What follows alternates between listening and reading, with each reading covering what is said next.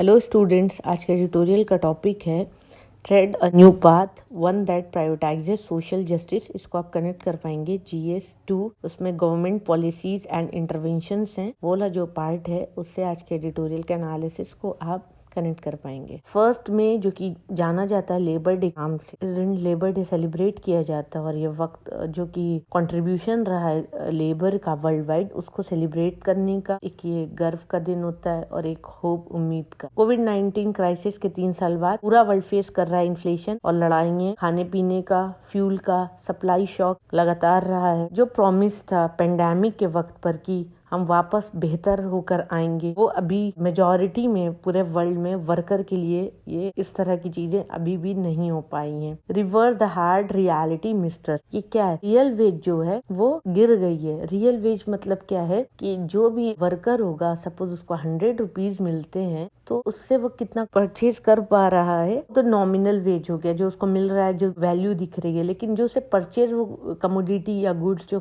Purchase कर पाएगा, वो उसकी रियल वेज होगी। उसकी परचेजिंग पावर जो होगी वो उसकी रियल वेज होगी। और पावर्टी जो है, गरीबी बढ़ रही है, इनइक्वालिटी भी जो है वो पहले से बहुत ज्यादा हो गई है। अमीर और गरीब का फर्क जो है पहले से काफी ज्यादा हो गया। वर्कर का जो पेमेंट, उसमें भी एक वाइड गैप है। और जो एंटरप्राइजेज हैं, जो बिजनेसमैन है, वो भी बहुत हार्डली फेस कर, मतलब उनके ऊपर भी कोविड-19 का जो पेंडेमिक था, उनके ऊपर भी एक बुरा प्रभाव, बुरा असर उनके ऊपर भी पड़ा है। बहुत इससे कोप अप नहीं कर पाए और इसका जो क्यूमुलेटिव इफेक्ट था वो एक रिसेंट में, जिसको आप प्रेडिक्ट नहीं कर सकते हैं, उस तरह के इवेंट सामने आ रहे हैं। छोटे और बहुत छोटे जो एंटरप्राइजेज हैं, वो स्पेशली वो लोग ज्यादा अफेक्टेड हुए हैं, क्योंकि वो छोटे लेवल पे काम कर रहे थे और ज्यादा सप्लाई जो शॉक्स हैं या जो मार्केट की जो फ्लक्चुएशंस हैं, वो ज्यादा बेयर नहीं कर पाएंगे। वो शॉक ऑब्जर्वर उनके साइड, वो इतना ज्यादा शॉक्स ऑब्जर्व नहीं कर पाएंगे। और बहुत सारे जो छोटे छोटे बिजनेसेस थे, वो उन्होंने अपना बंद कर दिया है बिजनेस। तो लोगों ने फील किया, जो सैक्रिफाइसेस उन्होंने कोविड-19 के टाइम पे फेस किया था, उनको रिकॉग्नाइज नहीं किया गया। सिर्फ एक रिवॉर्ड उनको दे देना ही काफी नहीं था। उनकी वॉइसेस जो है, जो उनकी आवाज थी, उनको सही तरह से नहीं सुना गया। इस तरीके से कंबाइंड लेवल पे देखे ऐसा मानते हैं कि उनको अपॉर्चुनिटीज भी नहीं मिली और ये इस तरह का एक लेवल का मिसट्रस्ट डेवलप हो गया।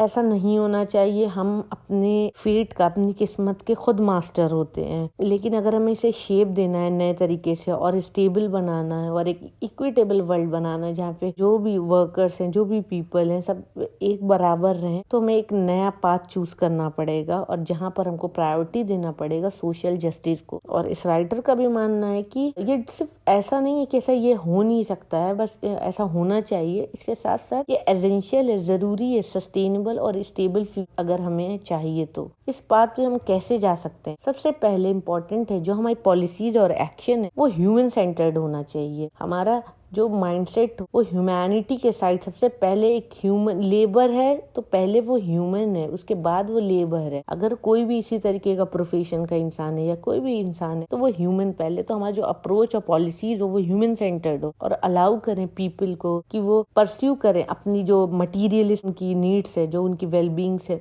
उसके साथ साथ जो उनका स्पिरिचुअल डेवलपमेंट है और जो उनकी फ्रीडम है, जो उनकी डिग्निटी, इज्जत है, जो उनकी इकोनॉमिक सिक्योरिटी, और उनको बराबर से उनको हर चीज में मौका मिलना चाहिए। और ये अप्रोच नया नहीं है, ये पहले भी इस तरह के अप्रोच बने और लोगों ने अग्री भी किया है। इनफैक्ट सेकेंड वर्ल्ड वॉर के टाइम पर भी जब इंटरनेशनल लेबर ऑर्गेनाइजेशन और इंटरनेशनल मेंबरशिप साइन हुई थी, जब डिक्लेरेशन ऑफ फिलाडेल्फिया था 1944 में, फोकसिंग ऑन डिसेंट वर्क, ये क्या है? ये एक विजनरी डॉक्यूमेंट है जो कि एक गाइडिंग प्रिंसिपल है हमारे इकोनॉमिक और सोशल सिस्टम के लिए। और ये ना तो सिर्फ एक्सक्लूसिवली हिट करता है स्पेसिफिक ग्रोथ रेट और जो भी स्टैटिस्टिकल टारगेट है, बल्कि इसके साथ साथ ये एड्रेस करता है जो ह्यूमन की नीड्स हैं, ह्यूमन के एस्पिरेशंस हैं। इसका मतलब ये हुआ कि जो फोकस होना चाहिए वो इनइक्वालिटी पर हो, मोर और मोर इनइक्वालिटी को कम किया जाए, पॉवर्टी को खत्म किया जाए और जो हमारा कोर सोशल प्रोटेक्शन है वो आए। और इसको इफेक्टिवली वे में हम कैसे प्रोवाइड कर सकते हैं? एक क्वालिटी जॉब जहाँ पर लोग अपने आप को सपोर्ट कर सके और अपना फ्यूचर खुद डेवलप कर सके, जो कि सस्टेनेबल डेवलपमेंट गोल 8 में डिफाइंड है, डिसेंट वर्क फॉर ऑल। इसका मतलब ये है कि हकीकत में अगर देखें तो इसको कैसे एड्रेस कर सकते हैं, और अगर लंबे टाइम अगर फ्यूचर में देखें, लॉन्ग टर्म में देखें, तो एक स्ट्रक्चरल ट्रांसफॉर्मेशन होगा हमारे वक्त का, और इंश्योर करना है उसी के साथ साथ जो नई नई टेक्नोलॉजी है उनको क्रिएट करना, उनको सपोर्ट करना, उसके साथ साथ एम्प्लॉयमेंट को, और एक्टिवली जो क्लाइमेट चेंज के चैलेंजेस हैं उनको फेस करना, उनको इंश्योर करना कि जॉब ऑफर कर सके,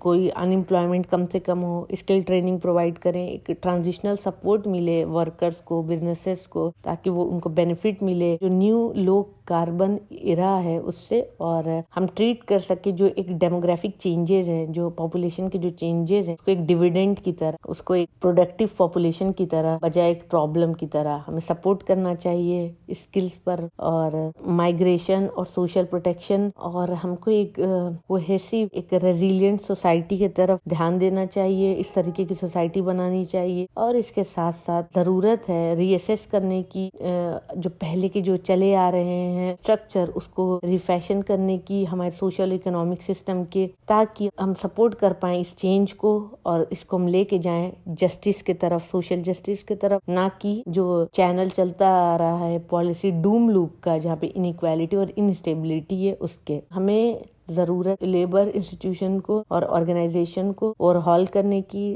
और जरूरत एक सोशल डायलॉग जो कि इफेक्टिव और वाइग्रेस हो। हमें रिव्यू करना चाहिए अपने लॉ और रेगुलेशन जो कि अफेक्ट करते हैं वर्कर के जो वर्ल्ड है उसे, ताकि वो रेलिवेंट और अप टू डेट हो, और इस चीज में सक्षम हो कि वो प्रोटेक्ट कर सस्टेनेबल बिजनेसेस। हमें ग्लोबल प्लेटफॉर्म क्रिएट करना है। ये सब कुछ तभी पॉसिबल हो पाएगा जब हमको रिकमिट करना है, जो भी इंटरनेशनल कोऑपरेशन है उसे मानना है, सॉलिडेरिटी मिलजुल के रहना है, और हमें इनहैंस करना है अपने एफर्ट्स को, और क्रिएट करना है बहुत सारे पॉलिसी कोहेरेंस, एक दूसरे से कोई भी पॉलिसी क्या हो कोलाइड ना करे, स्पेशली जो मल्टीलैटरल सिस्टम है। और ऐसा कहते हैं secretary general of United nation भी, एंटोनियो भी इस तरीके की बात कहते हैं। इस वजह से जो ग्लोबल कोलिशन अगर होगा सोशल जस्टिस के लिए वो जरूरी है, और ये कोलिशन क्रिएट करेगा एक प्लेटफॉर्म जहाँ पे सब मिल के आएंगे, एक ब्रॉड रेंज आएगा इंटरनेशनल बॉडीज और स्टेक होल्डर्स का, और यहाँ पर सोशल जस्टिस को एक कीस्टोन की तरह लेंगे ग्लोबल रिकवरी की, और प्रायोरिटाइज करेंगे इसको नेशनल, रीजनल, ग्लोबल पॉलिसी और एक्शन में। अगर सम अप करके बोले तो इस तरीके से हम इंश्योर कर पाएंगे